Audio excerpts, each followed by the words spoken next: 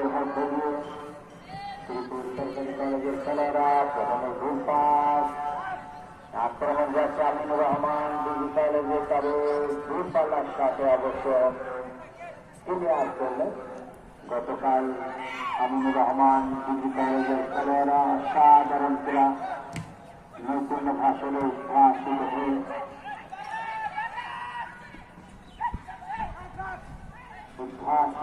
তারা 4-0 গোলে পরাজিত করে বঙ্গবন্ধু সরকারি কলেজকে, এবং এই মুহূর্তে অবশ্য আমিনুর রহমান ডিগ্রি কলেজে এবং বাম প্রান্ত দিয়ে ঢুকে যাচ্ছে। এই মুহূর্তে আমরা দেখতে পাচ্ছি সেখান থেকে আক্রমণের শুরু করে ডিগ্রি কলেজ নিজেদের আক্রমণে প্রতিবাদী ঢুকে যাচ্ছে, সামনে শুট করে দিয়েছে, দেখা যাক কি হয়।